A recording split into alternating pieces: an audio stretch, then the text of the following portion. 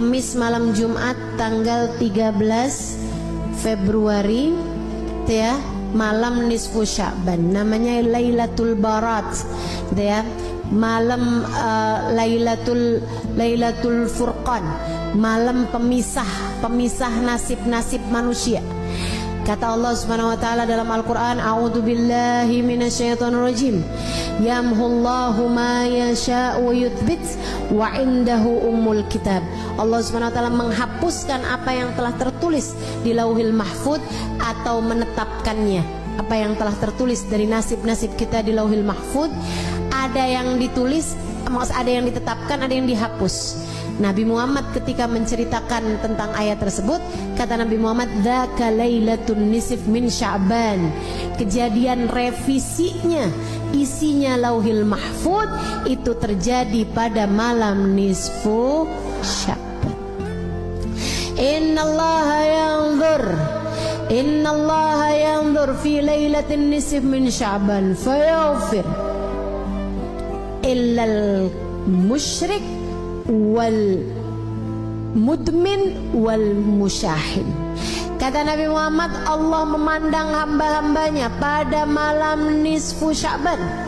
Kemudian Allah mengampuni hamba-hambanya kecuali yang musyrik, kecuali yang pecandu, minuman keras ataupun narkoba dan jenisnya. Mudah-mudahan Allah selamatkan keluarga kita semuanya dari hal-hal yang semacam ini insyaallah. Kemudian wal musyahin, yang di hatinya masih menyimpan dendam permusuhan kepada sesama hamba Allah Subhanahu wa taala. Itu sisanya Allah ampuni. Itu malam penting, malam nisfu Sya'ban, malam perubahan nasib. Ibu, malam revisi nasib. Nah ini nih, pada setiap tahun itu Allah punya malam revisi. Jadi Allah Subhanahu wa taala ada yang netepin, ada hapusin apa yang telah tertulis di Lauhil Mahfuz dari nasib-nasib kita sekalian, dari rezeki kita, dari keadaan kita hidup di dunia nih. Kemudian lagi termasuk darinya adalah masalah kematian kita, husnul khatimah ataukah su'ul khatimah. Karenanya di malam nisfu Sya'ban kita diajarkan oleh para ulama-ulama kita untuk membaca Yasin 3 kali dengan niatannya masing-masing. Yasin yang pertama dengan niat Allah karuniakan umur yang berkah, umur yang panjang dalam taat pada Allah Subhanahu wa taala, umur yang panjang baiknya, umur yang panjang kebaikannya, umur yang panjang pahalanya. Bukan asal umur panjang waktunya, bukan, tapi yang minta kita panjangin, yang kita minta Allah panjangkan adalah panjang pahalanya, panjang berkahnya, panjang manfaatnya, panjang kebahagiaannya. Mau gak panjang umur di atas tempat tidur terus? Nggak mau kita, nggak mau. Makanya kita minta pada Allah Subhanahu wa taala umur yang berkah, umur yang dalam taat pada Allah Subhanahu wa taala. Kemudian Yasin yang kedua kita minta sama Allah Subhanahu wa taala biar Allah karuniakan rezeki yang halal, yang thayyib, yang berkah, yang mencukupi kita, biar cukup semuanya. Lagi mau ngawinin anak ada rezekinya, lagi mau nyunatin ada rezekinya, lagi pengen ngasih anak-anak hadiah karena lulus sekolah ada rezekinya, mau ajak anak-anak jalan-jalan ada rezekinya. Itu tuh yang enak tuh, rezeki itu yang kayak gitu tuh, yang mencukupi, cukup gitu semuanya. Mau begini enak, mau ini enak, mau ini enak. Dan gak semua orang punya rezeki yang mencukupi. Kadang rezekinya banyak tapi kayak gak cukup aja gitu. Ada yang kayak gitu. Nah, kita minta sama Allah tuh rezeki yang halal, yang thayyib, yang berkah, yang mencukupi kita sehingga nggak lagi tertarik merezekinya orang. Gitu udah cukup kok, alhamdulillah. Itu yang kita minta sama Allah Subhanahu wa taala.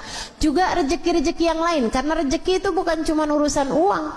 Rezeki itu bukan cuma urusan harta, teman-teman.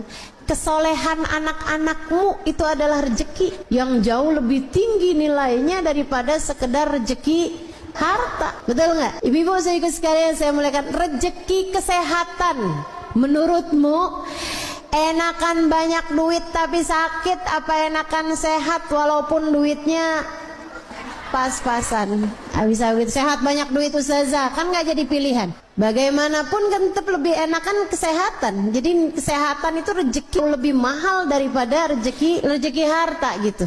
Nah, kita minta semuanya mau Allah Subhanahu wa taala rezeki harta yang thayyib, yang berkah.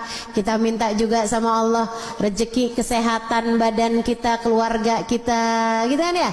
Kita minta juga sama Allah kesolehan diri kita, kesolehan keluarga kita, jadi ahli taat semuanya, jadi ahli ibadah semuanya, insya Allah. Kemudian Yasin yang ketiga, kita minta sama Allah Subhanahu wa taala ini yang paling penting dalam kehidupan kita, yaitu dengan niat semoga Allah karuniakan kepada kita kematian dalam husnul khatimah, biar mati di saat iman begitu kuat dalam hati kita.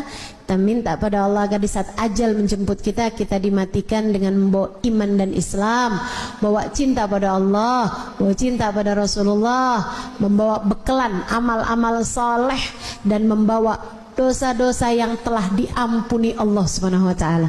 Jadi pulang nggak pakai bawa dosa lagi, karena semua dosa-dosanya telah diampuni Allah Subhanahu wa taala. Itu yang kita minta pada Allah Subhanahu wa taala, itu yang kita harapkan dari Allah Subhanahu wa taala. Jadi nanti malam nisfu Sya'ban kerjakan apa yang tadi telah saya sampaikan, baca Yasin 3 kali. Habisnya nisfu Sya'ban yang nggak biasa puasa sunnah nggak boleh lagi puasa sunnah. Tapi yang masih punya hutang puasa wajib tetap boleh mengerjakannya sampai di hari terakhir Sya'ban sekalipun. Hutangmu dari puasa Ramadan yang lalu harus dibayarkan sebelum datangnya bulan suci Ramadan.